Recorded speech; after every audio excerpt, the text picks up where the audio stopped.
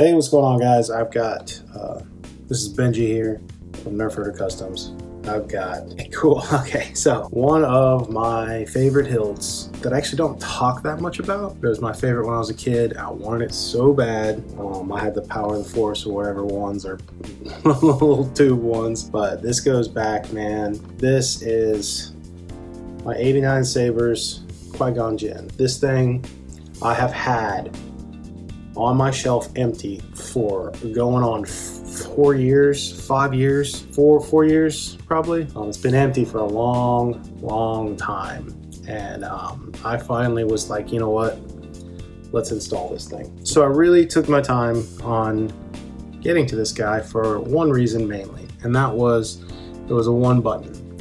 So this 89 kit is beautiful. First of all, I'm not exactly sure how accurate this is, if this is 100% accurate. To me, this is beautiful. I love it. It's very comfortable, very well made. It's probably one of the cleanest hilts I have. Y'all know I enjoy weathering hilts, at least to a realistic interpretation, you know, scratches here and there, just to kind of make it pop, the realism pop a little bit more. Super clean hilts to me. They look kind of fake. They look production made, like they haven't even been used. You know what I mean? Like a brand new car has never driven off the lot. It's some people's thing, it's not mine. But I left this one clean because it just felt right. I don't know what to say, but I didn't want to weather it. I didn't want to scratch it up. I've kept it clean and on my shelf for many years. I finally got to installing this because it hit me one day while I was staring at it that I can get an auxiliary switch hidden down in here. So it may be as hidden as I could get it out of the way, but right down here, if you can see it, it's literally one little tactile switch, little black one, and I hid it down there. Now I'll show the chassis on how I did that and why I was like, okay, I can make this work. Now this model is older, I believe, than the newer one, which again allowed me to do the chassis system and what I did the way I did it. So I went with the CFX because I had an extra one. I've been leaning towards Profi a little bit more lately. I have started to really understand when it comes to installing, designing chassis, space, all that stuff. The Profi is awesome. CFX is a little bit wider, so some of these hilts are just difficult. But again, the thing I love about CFX back in the day was, of course, the precious deep sleep. So if I'm doing a Profi, it's usually I can incorporate a kill switch on the outside. Now I don't really mind opening and flipping a switch and then closing, but if I can get it on the outside, it's usually like, that's awesome. So this guy, I could have done the setup because this is a very specific way to install these hilts. This one, I chose to do it pretty much old school. But if you look at these deep grooves, that creates, you know, barely anything. So I've seen people do it where they remove this guy and slide it in, and that's where the battery is. You can swap out the battery. I chose not to do that. I chose to do in-hilt and a recharge port down at the bottom with speaker pod. I just felt like that's fine with me. I'm not gonna be opening this thing out the lot. I'm not gonna be doing, I don't mind recharge ports and batteries. That's fine. Power obviously is the red button, and then under here is my aux, and then you just, if I wanted SD card access and whatnot. Now SD card access, I actually would have to take this thing off, and I'll show you after I do the blade demo. Which is fine because I only put like 3 or 4 fonts on it. There's not many Qui Gon fonts at all, really, which kind of bummed me out. But you have in there the 2.1 millimeter recharge port, and then a stock PCB for my speaker pod, right? Close that off with my gasket oil restraint to get the best sound possible. So yeah, just put this guy back on. Pommel has a little spacer, and just try to get the best sound I can possibly get out of this guy. Just wake it up from deep sleep. Classic.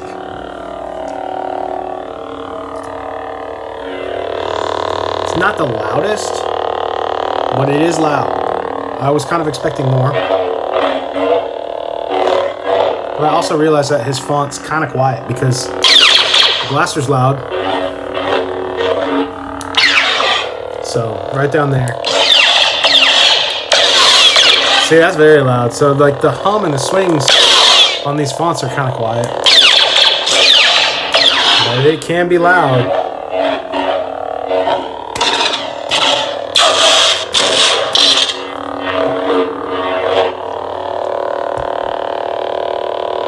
Classic, man.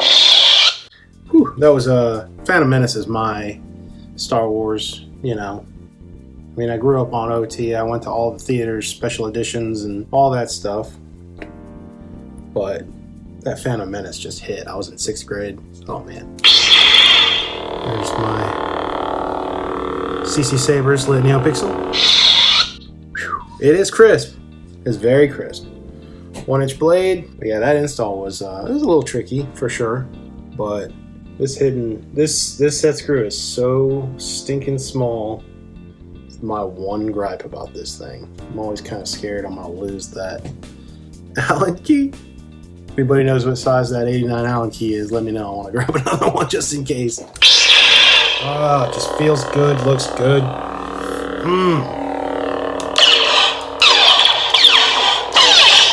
So when you're gripping it, you can really get in there and just, it's very easy to hit, but only when you want to.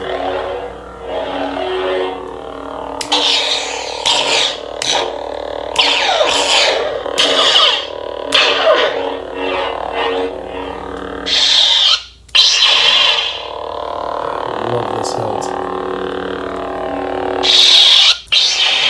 Oh, I mean, how classic is that?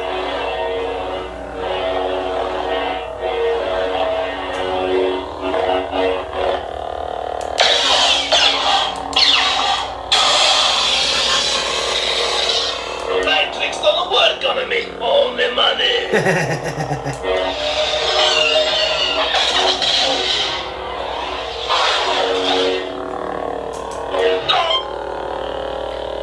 Such a good feeling hilt too. Honestly, one of my favorite from the prequels. This is it easily.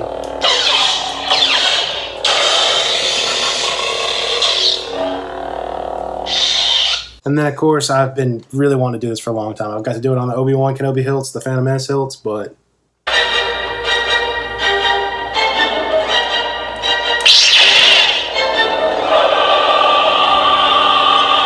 I mean, who didn't like this song?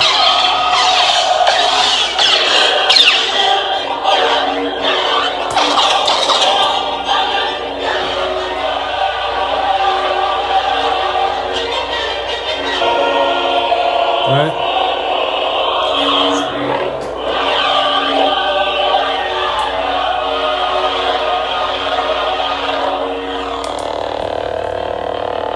So good.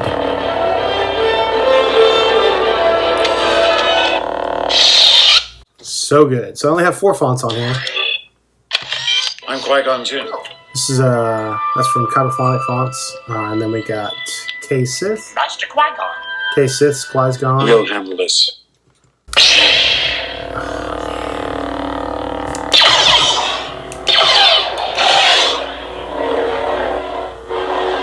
Yeah, see, it's deceivingly quiet because the hum and the swings are quiet. That's just the nature of that, of the sound, of the font. But it's still pretty loud.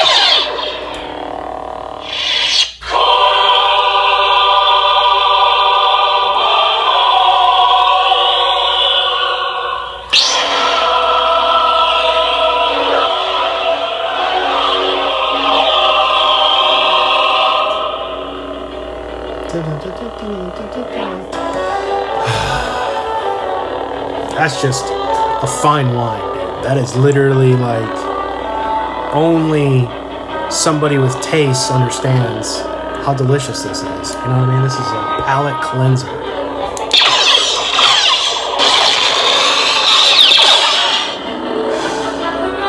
I'm very happy. Very, very happy. childhood dream accomplished. It only took me about 20 years.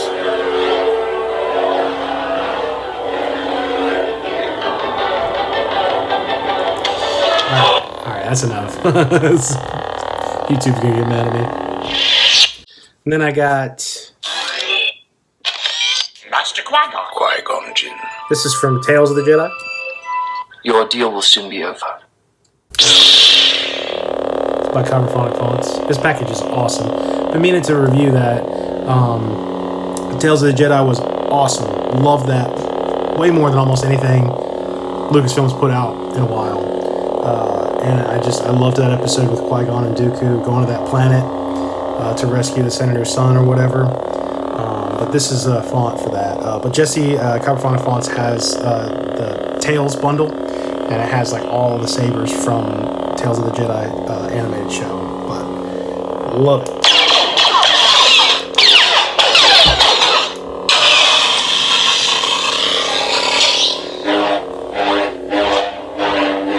Kind of OT sounding.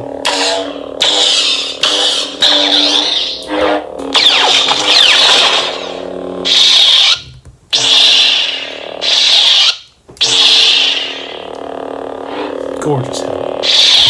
The negotiations will be short. Greed can be a powerful ally.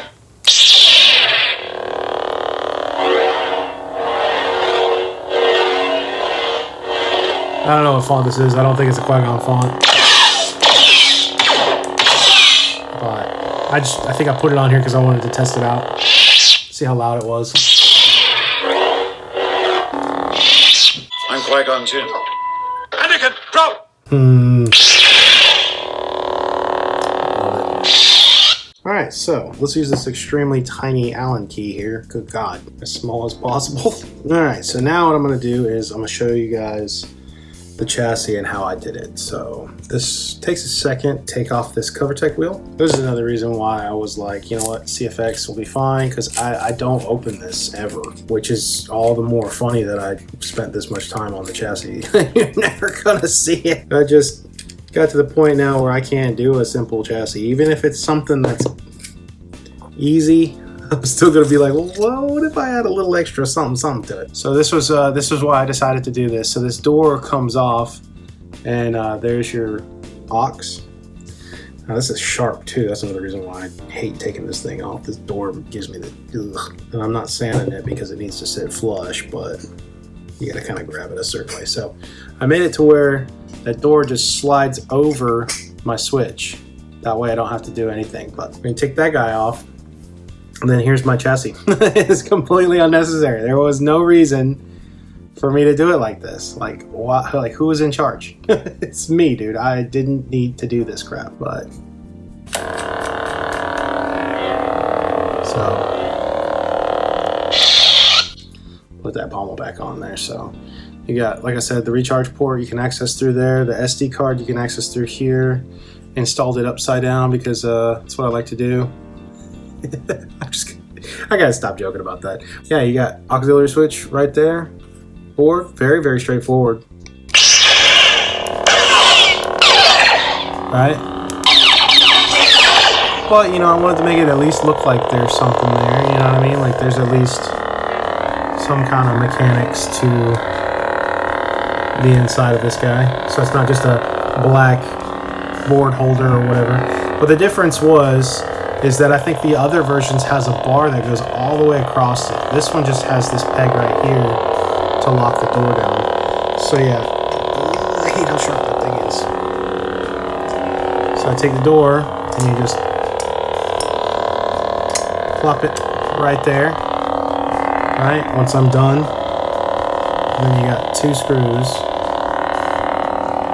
So I think that's one. So that tightens down there. Then I'm gonna go ahead and take this off. Slide the shroud back on. Take the CoverTech. Who doesn't love the Phantom Menace, dude? Get out of my face. It's probably one of those guilty pleasure movies, but I still do. I watch it all the time, and we'll watch it tonight. Turn this guy down. And my speaker will stay in there somewhat, but it needs that spacer in the pommel to push it up against the pins. Tighten her down. and everyone's good to go.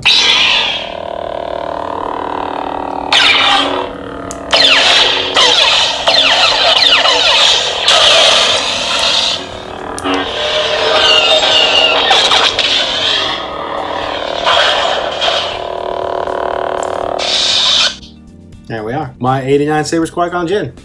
Very, very happy. Smell those deep grooves, man. Whew. Very, very happy with this. Just want to show it off real quick. Thank you guys so much for letting me get my Phantom Menace on. That'll do it for this one. Thank you so much, and until next time. Stuck up, half-witted, scruffy-looking nerf herder. Scruffy looking.